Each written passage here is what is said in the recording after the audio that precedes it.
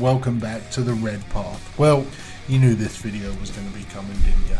Of course, we just had the Nova Open previews for Games Workshop. Nova's going on right now, big event, big tournament and everything else going on, but why you're here and why I'm here is for what's on the screen right now, the full set of brand new Khorne Berzerkers coming out. Now, they did also announce the roadmap for the World Eaters Codex, and it's winter, so we've got Chaos Demons coming out, then the Squats or Leagues of Voltan or whatever they're called, then Imperial Guard or Astra Militarum, and then finally World Eaters. It seems to be the last codexes for this edition, at least right now. So Imperial Guard and World Eaters are listed as winter. To be fair, the Guard certainly need their codex before us. They should have had it already, let's be honest, but they're not. So yeah, God players, look forward to that. Hopefully you get a really good book, but World Eaters we will be getting in winter, so that really could be any time between November and March. I would guess that would be probably January, maybe February. I'm going to guess January because Games Workshop typically likes to release a kind of new box set in the January period straight after Christmas. Not sure why, but that's how they do it. So that's what we're looking at, in my opinion, January time for World Eaters, but we'll see, maybe we'll get more information. Now, there should be some better shots on the screen right now of the actual Berzerkers specifically, and there's some really cool details there. You can obviously go to Warhammer Community to get close-ups and everything else, but some standout features. We've got two-handed weapons. This is something Darren and I basically predicted months and months ago before we even knew a codex was actually going to happen. Double-handed axe, double-handed sword, probably eviscerator. So that's pretty cool. We're going to basically get heavy melee weapon options. What the stats like, don't know. That's all open to speculation. Obviously, we can look at the eviscerator and we can look at the heavy chain axe for the legionaries squad and probably get something similar, but hopefully we get a little bit of an extra guard. Maybe we don't take the penalty to hit or something like that. The rest of the weapons, plasma pistols to be expected, and then bolt pistol and axe or sword. It's just going to be the chain weapon options again though. Some other pretty cool features here. Lots of Khorne symbolism, of course, but also the Legion shoulder pads, which we were aware of, and then often Khorne symbols or other things on the right pauldron. So lots of other details, chains and skulls and everything else.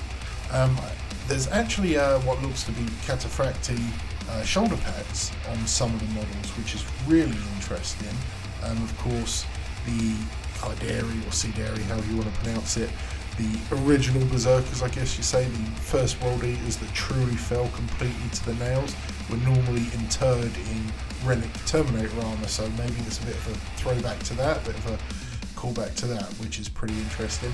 The helmets, they did say there's going to be 10 in the box and 10 models in the box, and there'll be helmets and unhelmeted head parts available, so you can have a lot of options there. But also the helmets themselves look really cool. There's a lot of nice options. There's no Wally, at least that we can see at the moment, but there's a lot of cool options. There's some really nice like face grills, and I'm not sure of the exact terminology here, but it's a real nice variety, lots of really cool stuff. The poses, a bit more dynamic than the initial one that was released with the kind of like Khorne style helmet. There's some running guys there. They do look like they're very similar to Chaos Space Marine Legionary models, or like the new Primaris Intercessors or Assault Intercessors. But you know what, I'm okay with it. The models look absolutely phenomenal. They're not too glitzy and blingy. There's not too much going on, which is great because they can be a bit of a pain to paint when there's so much stuff on there.